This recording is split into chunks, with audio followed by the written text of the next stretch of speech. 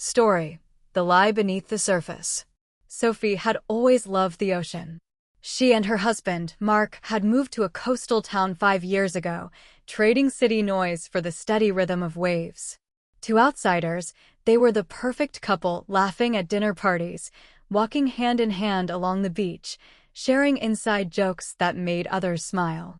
But perfection, Sophie knew, was fragile. It started with small changes. Mark began locking his phone. He claimed his late nights at work were due to urgent deadlines, yet his clothes smelled faintly of perfume she didn't wear. One evening, she noticed a gold bracelet on the passenger seat of his car. It wasn't hers. Sophie didn't confront him immediately. She had learned that truth, when uncovered slowly, cuts deeper. She began watching him more closely, tracking his calendar, noting the gaps in his stories. She even followed him one rainy Thursday evening.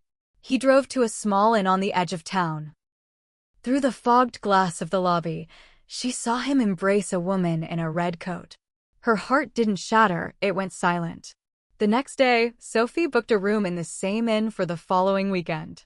But she didn't go there alone. She invited the woman in the red coat. Her name was Elise, and she was just as shocked to learn the truth. Mark had told her Sophie was his ex-wife. Over coffee, the two women formed an unspoken alliance. Elise agreed to help Sophie expose him.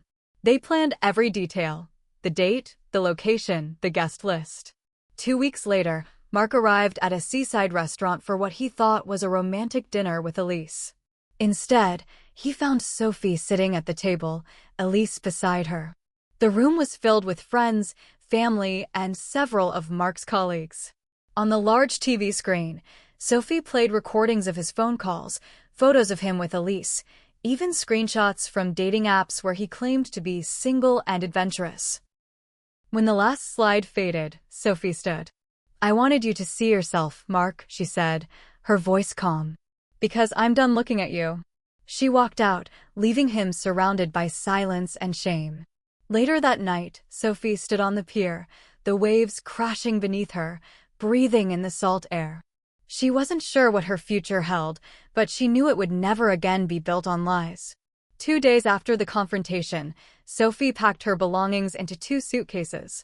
She didn't take much, just clothes, her sketchbooks, and a small wooden box filled with seashells she had collected over the years. She left the house keys on the kitchen counter with a note that read, "Don't call me. There's nothing left to say." Mark tried anyway. 27 missed calls, dozens of messages. She didn't read a single one. Elise, true to her word, cut all contact with him as well. Sophie rented a small cottage on the far end of the coast, a place where the sound of the ocean was constant and the nights were lit only by the moon. For the first time in years, she began painting again. Her canvases filled with deep blues, violent whites, and streaks of gold, stormy seas giving way to calm horizons. She started selling her art at the weekend market. People stopped, drawn to the raw emotion in her work. A gallery owner from the city took notice and offered to feature her paintings. One evening, after a successful exhibit, Sophie sat on the sand, watching the tide roll in. She realized she no longer thought of Mark with anger, just as a chapter that had ended. The ocean that once reminded her of him now felt entirely her own. And as the moon rose, Sophie understood something she had never felt before. Freedom wasn't just leaving someone, it was choosing yourself, every single day. Part 3: The Return. It had been a year since Sophie last saw Mark.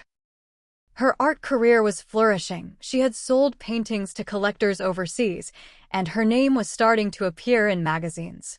The quiet life she had built felt steady, unshakable.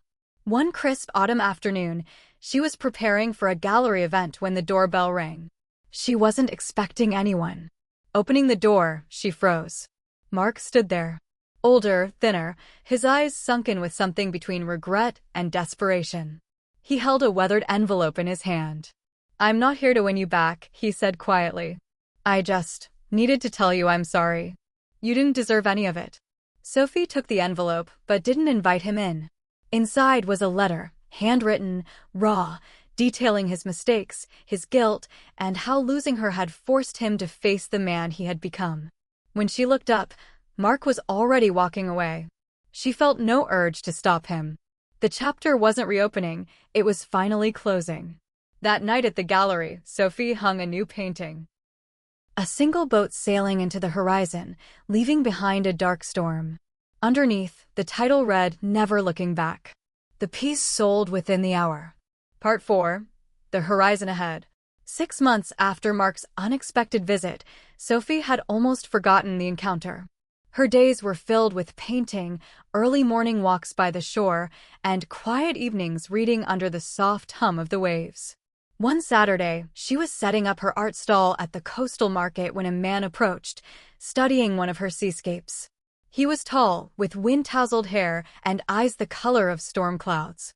"This one feels like freedom," he said, pointing to a canvas where sunlight broke through heavy clouds over a restless ocean. "That's exactly what it's about," Sophie replied, surprised by how natural it felt to talk to him.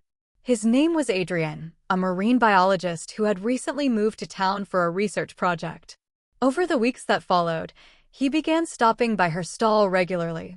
Sometimes they talked about art, sometimes about the sea, and sometimes about nothing at all, just enjoying each other's company. One evening, Adrian invited her to join him on his boat to watch the sunset. As the sky turned shades of gold and violet, Sophie felt a quiet certainty settle over her. This wasn't a whirlwind romance or a desperate attempt to fill a void. It was something steady, honest, and real. Standing on the deck, the wind in her hair, she realized the ocean no longer reminded her of loss.